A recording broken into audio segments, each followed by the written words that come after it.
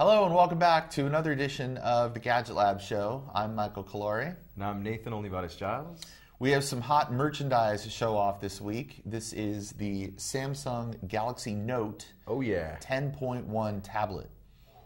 Now, last time we had a Galaxy Note on the show, it was a phone, a 5.3-inch smartphone with a stylus. And this is a 10.1-inch tablet with a stylus, also called the S Pen. Yeah, now Samsung insists on calling it the S Pen because it's not just a stylus, and actually it is just a stylus. But in addition to the piece of hardware that comes in the tablet, it ships with a bunch of apps that are specially tuned to work with the S Pen. Yep. They're called S Pen enabled or S Pen optimized apps.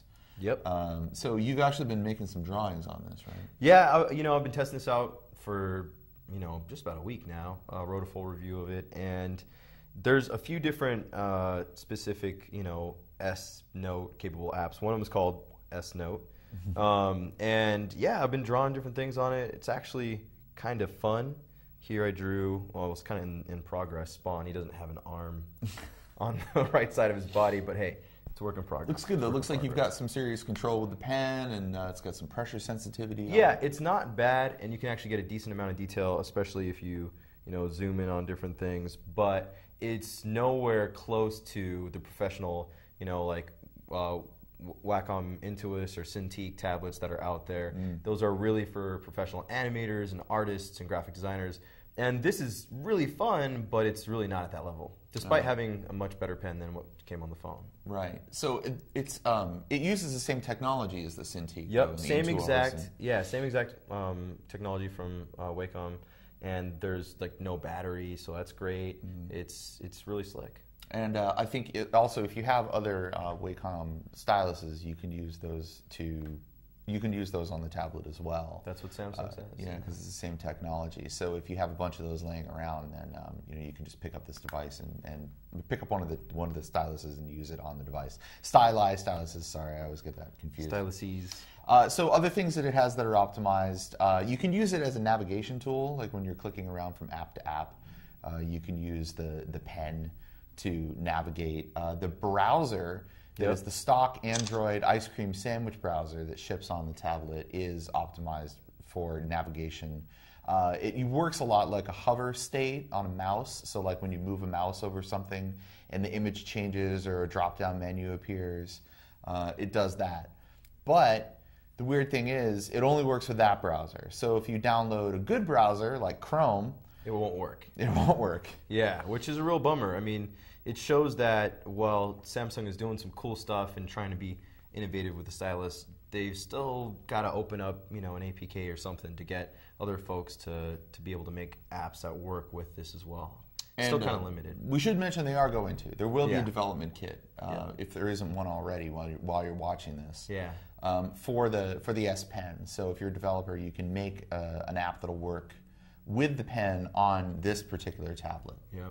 Now, one other thing that's kind of a bit of a letdown, really, honestly, with the Note 10.1 is you have a 1.4 gigahertz Samsung Exynos quad core processor in here. So you have 4 cores instead of 2, as you did in the Galaxy Tab 2 10.1, which looks exactly the same as the Note 10.1.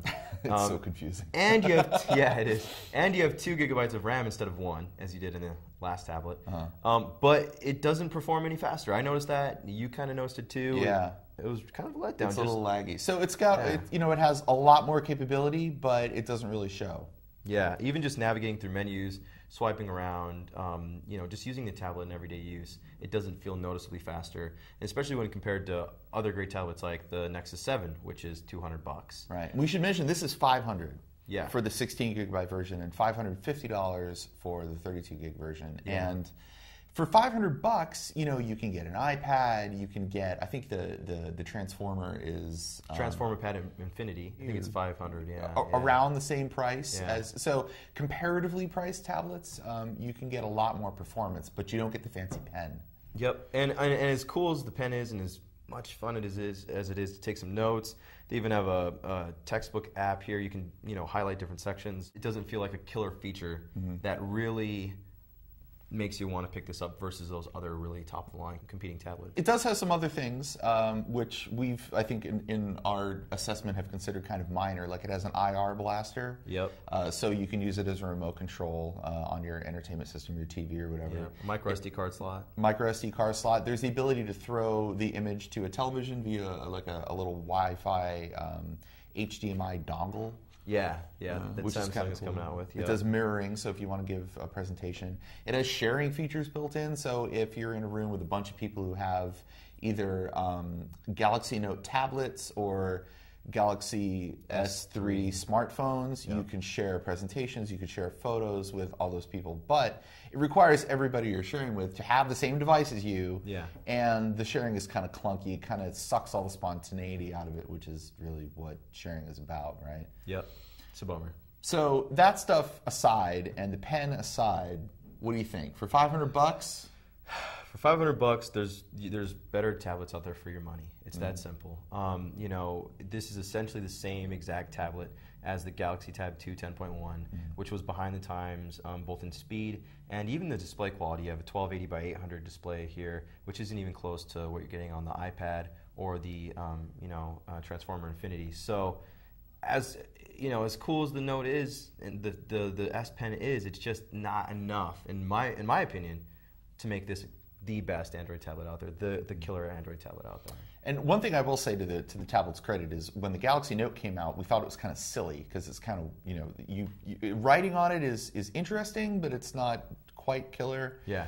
Drawing and writing on this thing is a lot better. So if you like that about the Galaxy Note, but you thought the screen was too small, you'll probably really dig this. And Samsung has sold millions of Note phones. Yeah. And I didn't think they would. So, you know, maybe they'll sell millions of these. Yeah, I don't think they will, but you never know.